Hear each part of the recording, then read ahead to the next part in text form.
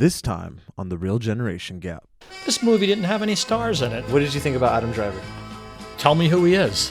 Kind of a bigger actor now. There's Formula One in Europe. Drag racing is incredibly boring. I don't get it.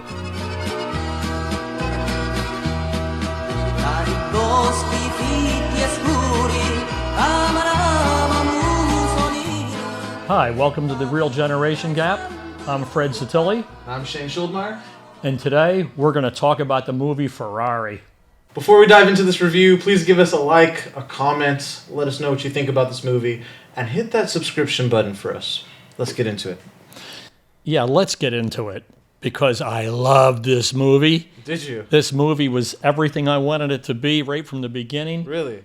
The thing that I wanted to bring up was we have a society right now that hates motivated men, really strong leaders that are big industrialists doing things. The society seems to want to crush those guys all the time. They're making money. They're making money. Give us an example. What do you mean? Elon Musk. And what does that have to do with Enzo Ferrari? He was producing also. And you think society hated him at the time? Or? No, society loved him. That was 1957. If he was that guy now, they'd be hating him. Yeah. Because he was a fantastic artist. Mm-hmm. He had the kind of passion that you need to make something as iconic as Ferrari. He didn't care who died. He didn't care who got hurt. Or a competitor. If you get into one of my cars, you get in the win. He didn't care about the economy or the finance or the thing at all. He was singularly focused on creating the very best driving experience possible. He hired guys who would give their life to get every last inch out of that car. Mm-hmm. Now, those cars had no safety equipment. Yeah. The guy now to be that reckless would be a monster, but those guys wanted to be in that car. So, I'm not a car guy, but you are. I didn't really have any expectations for this movie, but I did enjoy it. I thought it was a little slow, but, I thought it was a little slow for a movie about racing, And as an objective observer, you're an objective observer mm-hmm. on this thing. You didn't find those racing scenes where the cars crashed into walls and flew through the air. I thought that was awesome, but there wasn't a lot of them. It was more about Enzo. It was about more about his personal life, which I didn't really expect. Oh, okay. So you thought it was going to be the movie Le Mans.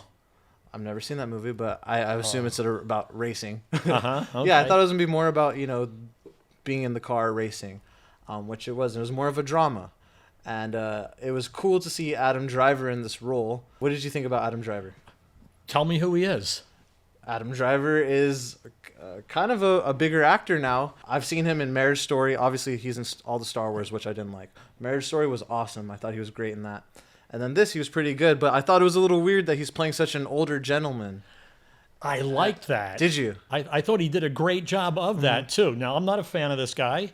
In fact, one of the things I liked about this movie, and I always like it when this happens in movies, is this movie didn't have any stars in it. He's definitely a star. Yeah, I appreciate that, but he's not like Tom Cruise or somebody like that. Although they did have Penelope Cruz, He's not Tom Cruise, but he's up there. Right. He's a big name now. Kinda. I very much think he's a big name now. But he did a great job portraying the man. And to tell you the truth, as ruthless as they made him look, in real life, he was even more ruthless. Yeah. He had a lot of girlfriends. In this movie, he had like one girlfriend with an illegitimate child and everything. Yeah, he was a player. But I always say this. Men, they want to drive a Ferrari. Women wanted to sleep with Enzo Ferrari. Their idea of getting a Ferrari was getting that man. My idea of it is getting that car. And I want to bring this up as a side subject, or it relates directly to the movie in a major way. Penelope Cruz did a fantastic job of being his wife. Because if you marry somebody like that, if you marry a great man, and this could be a sports figure, this could be a musician that has some incredible career. If you're going to marry somebody like that, you are not marrying a union labor guy. You are not marrying a letter carrier. You are not marrying a school teacher. Farmers is a whole other category. Those people are heroes, and to marry a farmer and be a farmer's wife is really fantastic. But when you marry a man, and this is the same way, if the woman is a star, and you're say you have a woman who's a movie star and she's going to marry a cameraman, right? He has to realize she's a movie star. There's 1,000 guys that are in love with her. If he can't accept that, if he wants, oh, you're not coming home for dinner. What are you doing going out again? Of course she's going out again. She's a movie star. If you want to marry one of these guys, you got to accept who they are. You have to accept who they are. You're marrying the person who they are. This does not apply to somebody who has success after the marriage. So if two young people get married and one of them, the man or woman, excels wildly, that's not what I'm talking about. Yeah, and in the movie, she didn't try to slow him down. She was actually his business partner. Yeah. And, she was the mafia wife. And she was the business side. Accepted that he had his, his private other life that she didn't really know what he was doing. Yeah, she didn't want him to accept his son. Well, yeah, from another relationship. I was real happy that this is a hero movie. It's about. You think it's a hero movie? The whole world this man's name. He's kind of an anti-hero. Oh man! I think Ferrari is known worldwide. There are people in the deepest, darkest jungle, the Bolivian rainforest, or whatever, that know what a Ferrari is. Yeah. Yeah. But he was kind of a, like you're saying, he's a powerful dude. He's going to have his flaws, but he was kind of a dick. Like, he didn't care if the drivers die. He said, when you sit in this car, you get ready to risk your life. That's right. Yeah. That's right. And I was told that myself by a racing partner. He said, why did you step out of the gas? I thought I could hear the engine going. He said, if you're not ready to blow the engine up, you don't belong in this car. Mm-hmm. Right? And that was him. And those you think drivers. That's a heroic thing to be? Yes. Yes. If you're going to push the limit, if you're going to be in that kind of a race, in that kind of a car, you got to be that kind of a driver. I think that's heroic of the driver. I don't think it's heroic of him to ask of the driver. No, they're bandmates. Yeah. They're in this together, right? He's promising them the car won't blow up. They're promising him that they won't smash up the car. It's a real symbiotic thing. So the tragedy in the movie, had you heard of that accident? Were you familiar with it? 'Cause I did not see that coming. Yeah. And when it happened, I was like, what? No way. Well, I kind of saw it coming. But when it happened, I was like, oh, a lot of people died. When that little boy said, oh, I'm going to run out to the street and see the car. Those Europeans are insane. These cars are going through their town. They're standing right on the sidewalk. Yeah. Yeah. That's the real footage. How tragic. Yeah, and that's another thing I admire about this movie. They actually shot in Italy. It wasn't like they shot in California to make it look like Italy. They actually shot in Italy, and so I think they actually shot where this took place. Yeah, and the great part of Italy is the movie's in 1957. They shot it now. Still looked like 1957, didn't it? So when we reviewed Napoleon previously, I asked you what you thought about them speaking English with no French accents, not speaking French. In this movie, they're speaking English with pretty bad Italian accents, in my opinion. What do you think about that? Diuresis! I know more about nephritis and dystrophy than cars! I completely agree. The accents it's unforgivable. If you don't almost have that accent naturally, you shouldn't be doing that. It cheapens the movie. Did you think any of them pulled it off? Like maybe some of the drivers? I wasn't offended at any point. Yeah. His girlfriend, who had this son, she was the worst of the bunch. Like her attempt at an Italian accent or something was not great. I think that in a story like this, just speak the kind of English that you speak. Yeah. A little piece of the movie, there's a part where Enzo tells one of his drivers, don't bring women around the track. That's right. You need to stay focused. Yeah. And then there's the kiss of death. Do you know about the kiss of death? The photo? Right. Yeah. This is the kiss of death right here. And coincidentally, he's the one who crashed. Do you think that... And then, by the way, in real life, Ferrari ended up sleeping. Oh, did he? Yeah. Right. Did he really? Yeah, he did. Yeah. The driver's dead. Okay, where's the girl? Come on over here. So what do you think about that? Do you think that we should keep relationships out of our work and we should stay focused, or do you think that it could help motivate you Yeah, No, this is totally great. yeah. This is totally great. I realize that he wants to focus on the cars, but I personally love women, and I think they add a fantastic dimension to every scene. This shouldn't be an all-male thing. Now, it has to be because women can't do this, you know. But every once in a while, you'll get a Shirley Muldowney or somebody like that. But, Why can't women do it? well, if they could, they would. Right? Danica Patrick could. Danica Patrick was a fantastic female driver. And she drove all kind of cars. I mean, she really was really good at it. But she was an anomaly. So, but one of the things about this movie that was expressed that I really, really liked was Enzo Ferrari creates this incredible masterpiece of a car. Now, he's a professional car builder. He hires a professional driver to go in the car. He says, get in the car, drive the pants off of this car, and come back and tell me what you think. And he comes back, and the guy gets out of the car, and he says, how did you like the car? And the guy said, man, it was nice. He goes, no. I want to know what you think. I want to know how the shift linkage felt. I wanted to know how the steering felt. I wanted to know how the tires felt. I wanted to know how the brakes felt. I want to know about the car. You're the driver.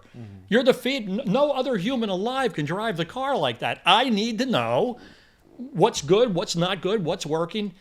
And I love that. Yeah. Do you think that at this point in time during the movie, like car culture was at its peak? Like, because these were celebrities. If you asked me, earlier you listed several drivers. I don't know who the heck you were talking about. If you said there was these drivers from today, I wouldn't know who the heck you were talking about. Do you think that this was the peak of, racing and car culture? For me, it certainly was. Yeah. A.J. Foyt, Andy Granatelli.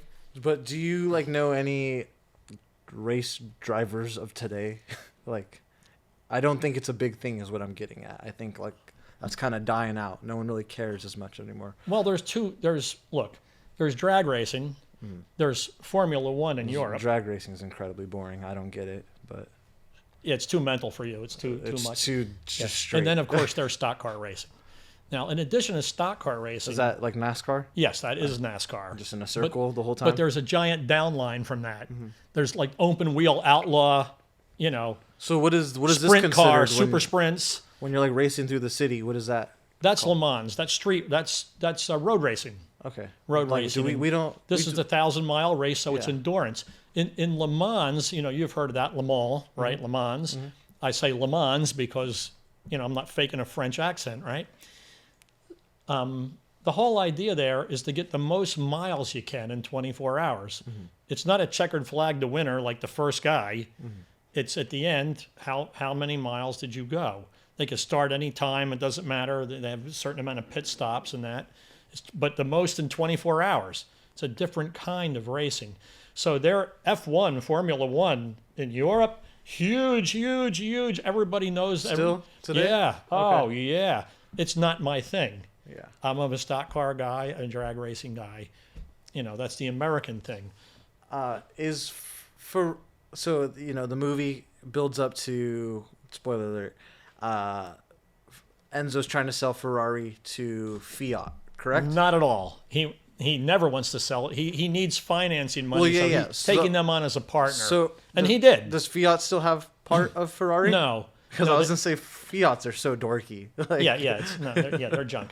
But when I see them on the road, what compels an American to buy that and put it on the road? I have no idea. I look at them, I say, what is in the mind of that guy? There are certain cars that when you see them, who went in the showroom and went, oh yeah, that's what I want. That's it. Yeah. That's going to be great. I don't know where that mindset comes from. But that was another timeline thing. In 57, he wasn't having that problem. That was a thing in the 60s. And Fiat was a partner for a little while. They infused money in. Just like Harley Davidson bought its stock back, Ferrari, as it became Ferrari, was able to buy itself back out. And it's an independent company now. It's not owned by BMW or anything like that, like some of the British cars are. Tata Motors or something like that. Okay, so I'm a car lover, and I'm a Sicilian, right? My name is Satilli. I love the movie. But you're the objective observer. So as a movie, not as my, dream, Yeah. what did you think overall of the of the movie you're not a filmmaker, but you certainly could be. From your standpoint, what did you think of the movie? I enjoyed it. I thought it was slow. I thought it's not, the best movie I've ever seen in my life, but it was entertaining. So I give it a 7. I think it could have been a deeper movie, but I enjoyed it. Would probably watch it again. It's not in my top 10 list, but it seemed like you loved it. Yes, I did. Yes, I did. I will rate this movie a 10 because it portrayed the highest level of perfection. A man striving for the highest level of perfection is something that he was in love with. And I really appreciate that. I want more people like that. I want more people to strive for perfection, strive to be the best, strive to get as much as they can out of life. Mm-hmm. This thing was his life. He had there was nothing great. He didn't care about politics. He didn't care about money, obviously, because he just spent it, recklessly.